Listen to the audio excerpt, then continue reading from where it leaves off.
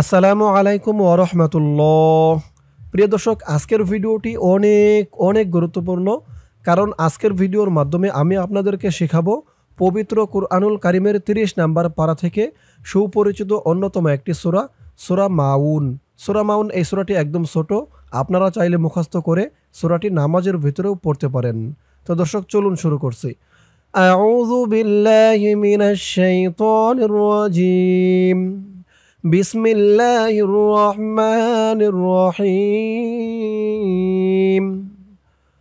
আরাআইতাল্লাযী, আমি অক্ষরে অক্ষরে শব্দে শব্দে ভেঙে ভেঙে বলে দিব, আপনারা আমার সাথে ঠোঁট নাড়িয়ে বলে বলে মুখস্থ করে নেবেন। আরাআইতাল্লাযী ইউকাযযিবু ইউকাযযিবু أرأيت الذي يكذب بالدين بالدين أرأيت الذي يكذب بالدين। আমি যেখানে যেমন উচ্চারণ করব, যেমন টান দিব, আমার সাথে বলে তেমন উচ্চারণ করবেন, তেমন টান দিবেন। أرأيت الذي يكذب بالدين فذلك الذي فذلك الذي فذلك الذي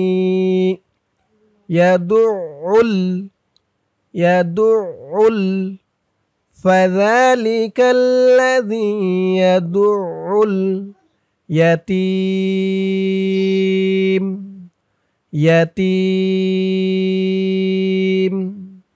يدع اليتيم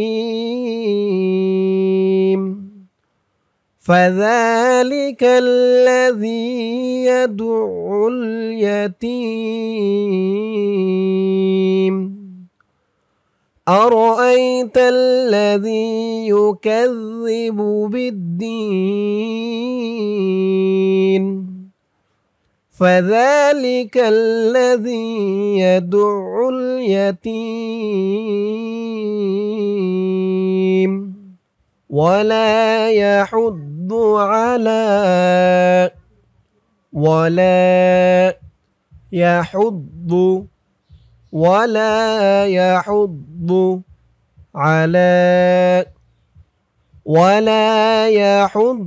على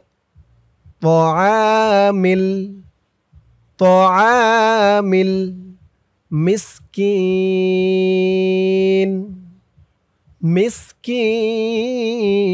المسكين طعام المسكين ولا يحض على طعام المسكين ولا يحض على طعام المسكين فويل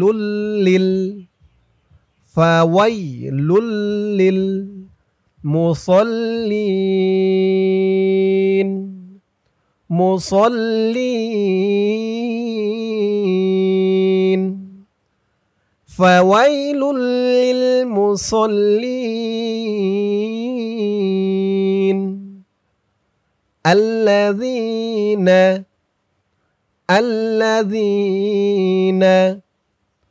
هم عن صلاتهم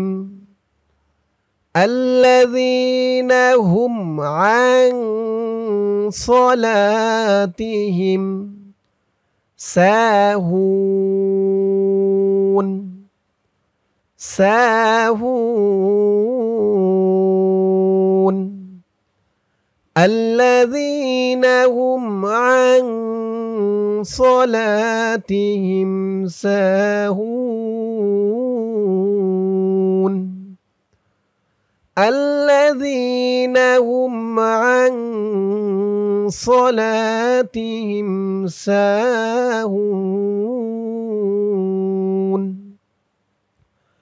الذين هم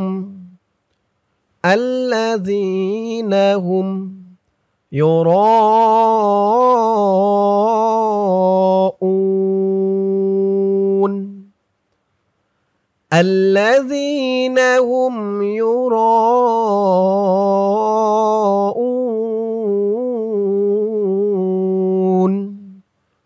الذين هم يراءون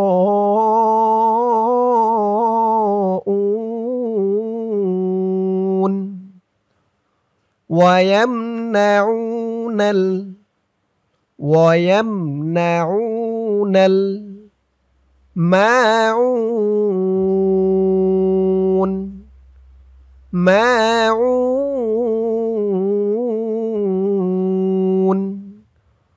ويمنعون الماعون।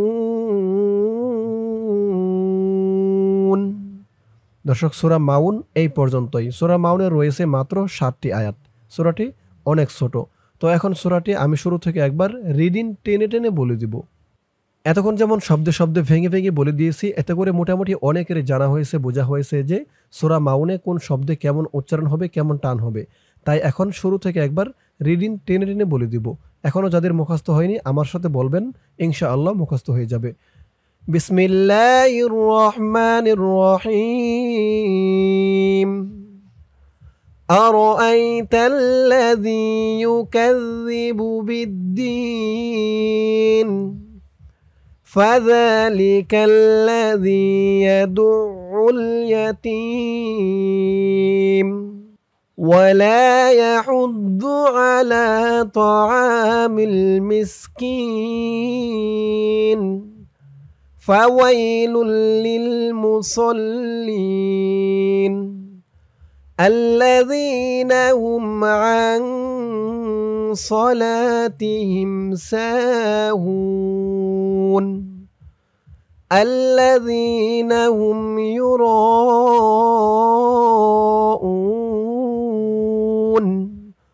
ويمنعون الماعون। দর্শক, শেখা হলো সূরা মাউন।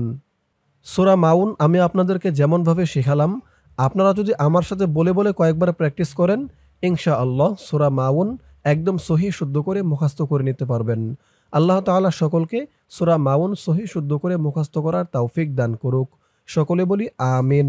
দর্শক, আজকের ভিডিওতে আমি আপনাদেরকে শেখালাম সূরা মাউন। ইনশাআল্লাহ এর পরের ভিডিওতে অন্য কোনো সূরা শেখাবো। আপনারা কোন সূরা শিখতে আগ্রহী কমেন্ট করে জানাবেন, ইনশাআল্লাহ শেখানোর চেষ্টা করব। তো দর্শক, আজ এ পর্যন্তই। সকলে ভালো থাকবেন। আসসালামু আলাইকুম ওয়া রাহমাতুল্লাহ।